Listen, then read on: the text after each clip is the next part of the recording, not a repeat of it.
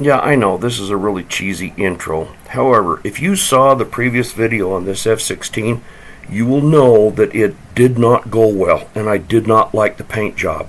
So please stick with me, and I'll show you the redo. This will be the future look of my F16. Please take the time to like and subscribe. It helps the algorithms of YouTube get my content out, and it's free, you know. So this is what was in the package that was waiting for me at the post office. If you've ever seen the British comedy Hello, Hello, you'll know what I mean. I want to do a quick little thing here about panel lines. This is some glazing putty. It's actually not as bad as it looks. It just stands out. And of course, after this, I put some fill primer on it and wet sand it. But that's my point. If you put fill primer on it and wet sand it, you're going to end up covering up the panel lines. Now, these are the panel lines here already in. This is just a line where 2 sheets of balsa wood have been butted up against. This black one, however, is what I am doing. It's 1/64 inch thick chart tape. Chart pack graphic tape. You put that down before you put down your primer, and then you sand it, and just before you go to paint, you peel it up, and it leaves a panel line in your primer, so that when you paint, you have a nice, crisp panel line. Laying this stuff down, it might be a really good idea to make sure you've had something to eat so you don't get hunger shakes. If you have epilepsy or Tourette's, this is a sharp object. Please, no. So, the reason why I'm using a scalpel is because it's very sharp. The blades seem to last a little bit longer than your X-Acto number 11s. And they're fairly easy to change out. But when you're done, you're going to have all these little black lines everywhere, but it's a raised surface. So when you go and prime it with your filler primer, it will raise it to the level of the tape, because you put on a couple coats and you sand in between coats. And just before you paint it, you peel this stuff up, and you're going to have a nice indented panel line. And then you can go ahead and put on your paint, and it comes through beautifully.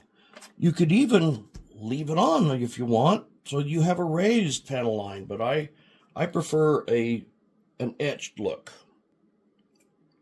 What the heck? I got something on my glasses. Man, I'm getting too old for this.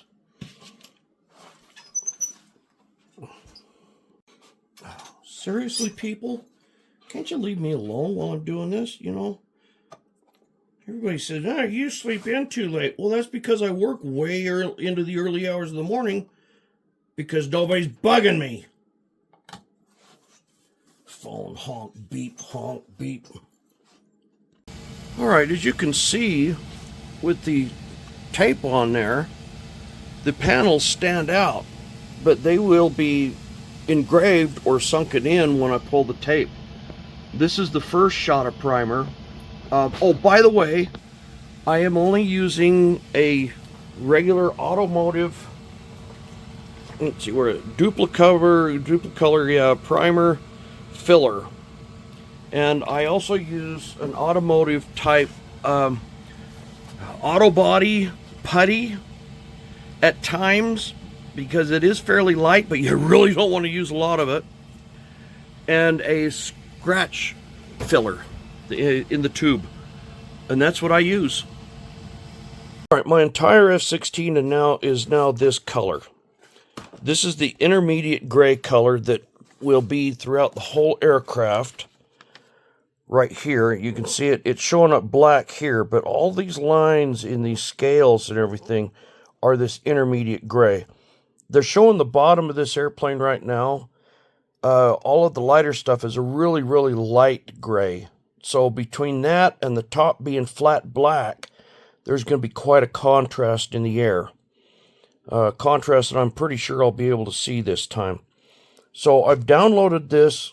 It's a decal set for this aircraft.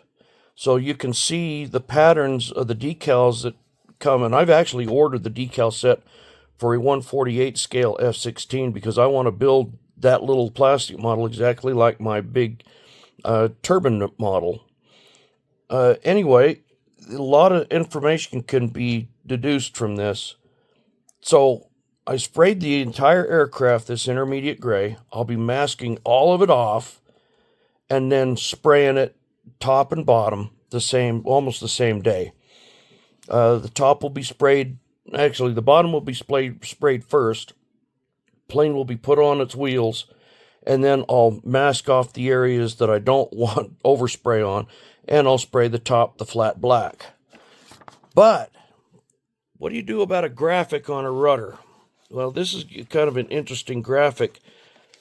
This is part of the snake's tail that goes up and wraps up and ends up as an F16 on the front. And that does sit on the rudder and vertical fin of the F16 itself, and it sits about there. So I've printed it out on my printer on frisket paper. I've blown it up to the size I need, printed it out, and you can see where it's smeared a little bit, but I don't care. I'm going to stick this to the rudder, and then I'm going to very carefully with a scalpel, I'm going to cut out all of this black area, and I'll be peeling the black up. I'll be leaving the blue area down, and then I'll either spray it or use a sponge and dab it on there to get the black around there. This is a good way to mask things off and get it exactly where you want it. Okay, you can see it's all gray now. It's the gray that's going to be throughout the entire aircraft because this all gets masked off to look like snake scales, and that's going to be the division between the scales. Now the top will be flat black scales with this in between. The bottom is a really, really light gray with this in between. So that's my base color. Now we're going to start the graphics. This is the graphics for the rudder. You can see I've already started to cut this out. This is frisket paper that I have printed out on. It's a vinyl with a sticky back, but it's not so sticky that it'll peel your paint. Thing is, though, is my printer, this stuff will wipe off. So you got to be really careful about when you go and cut the stenciling out on this, because you're going to want to cut it out on the aircraft very, very carefully. My suggestion is don't have any coffee. Be nice and relaxed. Be very careful and methodical about this. And since this is a fiberglass aircraft, it'll work. I wouldn't suggest doing this over monocoat. The graphic turned out really well. Now it's time to start the never-ending process of masking all of these lines off. Well, the masking tape's been pulled. I'm not really super happy with how it worked out. I've had some paint peel off. I'm going to have to fix this. This part of the black mask worked really well. This paint is a different brand than this paint. This is the Ace Hardware brand, and you can see where it pulled up with the tape. I'm really not happy with this. This is going to take me probably a week to fix all this.